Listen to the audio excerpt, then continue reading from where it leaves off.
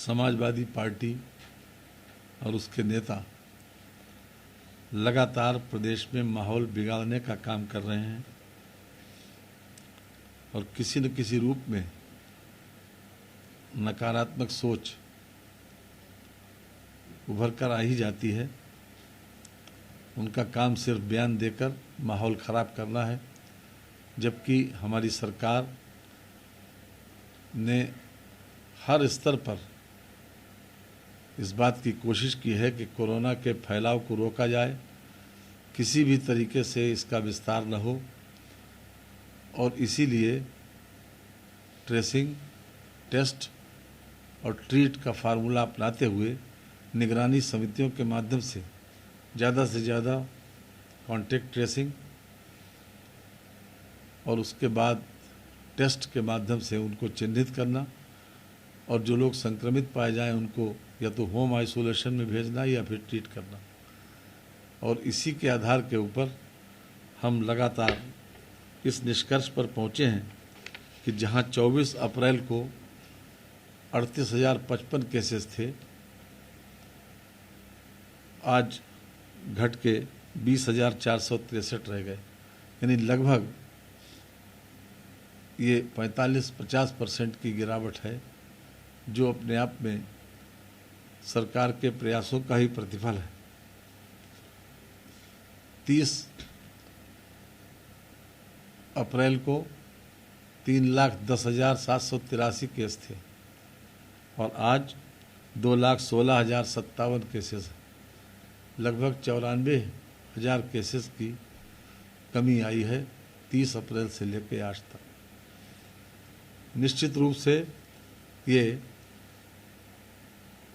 सरकार ने जो हर स्तर पर सक्रियता दिखाई, कांस्टेंट मॉनिटरिंग की और मुख्यमंत्री जी ने रोज़ बैठक करके जो समय समय पर आवश्यक निर्देश दिए, उसी का ये परिणाम है कि कोरोना की स्थिति में काफ़ी गिरावट आई है। आज हमारा रिकवरी रेट 85% से ऊपर है। जहाँ तक मृत्यु दर का सवाल है, वो केस फैटेलिटी रेट भी हमारा 1% से ज़्यादा नहीं है और पॉजिटिविटी रेट भी अपेक्षाकृत कम है। अभी भी सरकार ने इस बात का संकल्प लिया है कि हर मेडिकल कॉलेज में और हर CHC PHC में भी बेडों की संख्या बढ़ाई जाए और लगातार बेड की संख्या भी बढ़ाने का काम भी जारी है। और उसी का ये परिणाम है कि जो प्रदर्शन उत्तर प्रदेश ने इस दूसरी लहर के बाद किया है, आज WHO ने भी इस बात की प्रशंसा की है और मैं समझता हूं कि WHO की प्रशंसा हमारे लिए एक प्रमाण पत्र है कि जो कि पूरी दुनिया में एक एथेंटिक, एक ऐसा ऑर्गेनाइजेशन है जो जिसकी बात को लोग बहुत महत्व देते हैं।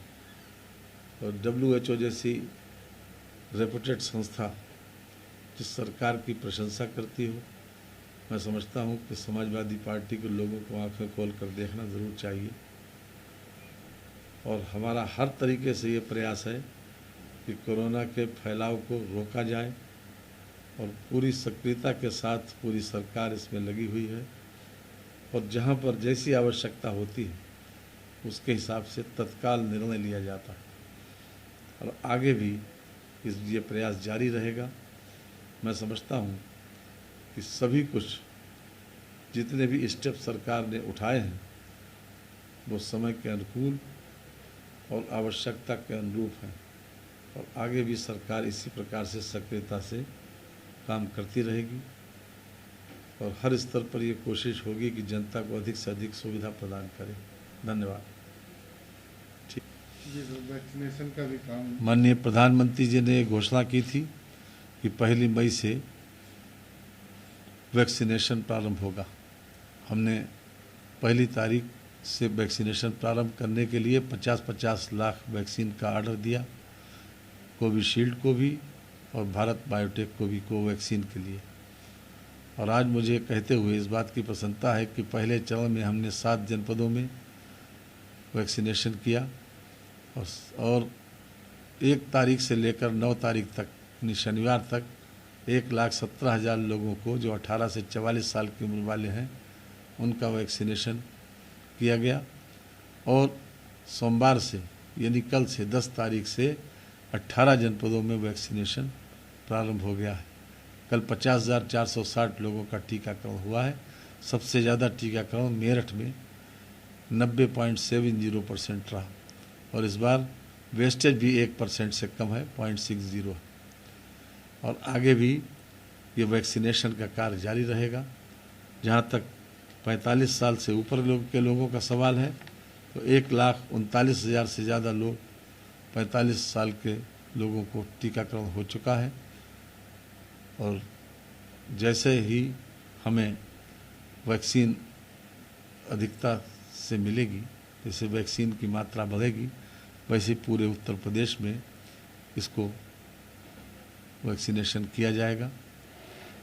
और हर तरह से हम ये चाहते हैं कि कोरोना के फैलाव को रोका जाए और मैं समझता हूँ कि वैक्सीनेशन उसके लिए सबसे बड़ा अस्त्र है, जिसके लिए हमारे समाजवादी पार्टी के नेता ने गलत बयानी करके एक अफवाह फैलाने की कोशिश की और उसको भी प्रभावित किया। मैं समझता हूँ कि आजकल इस माहौल में वैक्सीनेशन ही सबसे कारगर उपाय है जिससे हम कोरोना को पूरी तरीके से मात दे सकते हैं, कोरोना से बचाव भी कर सकते हैं। और सरकार उसके लिए संकल्परत है और इसके लिए ग्लोबल टेंडर भी किया गया है, उसकी प्रक्रिया चल रही है।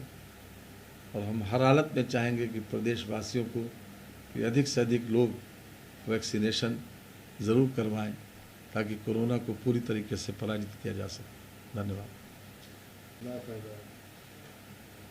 देखिए, लगातार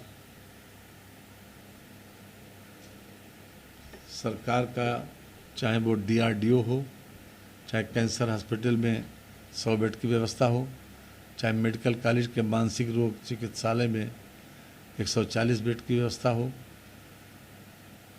KGMU में अलग से भी सर्जरी वार्ड को भी खाली कराकर उसमें भी लगभग 127 बेड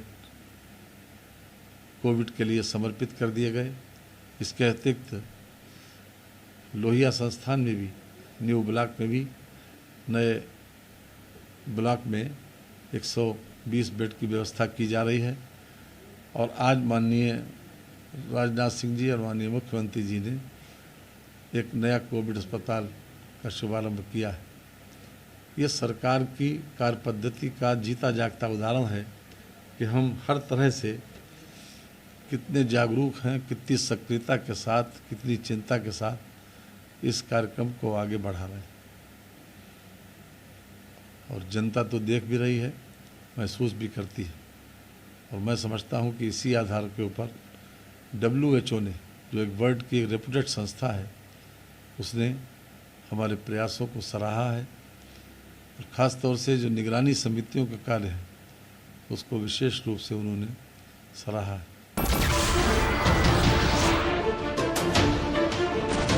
नमस्कार, मैं हूं मानक गुप्ता। अगर आपको हमारा ये वीडियो पसंद आया हो तो इसे लाइक और शेयर जरूर करें। और हाँ, हमें सब्सक्राइब और फॉलो करना ना भूलें ताकि आप देश और दुनिया की कोई खबर मिस ना करें। तो जुड़े रहिए हमारे साथ और देखते रहिए News 24।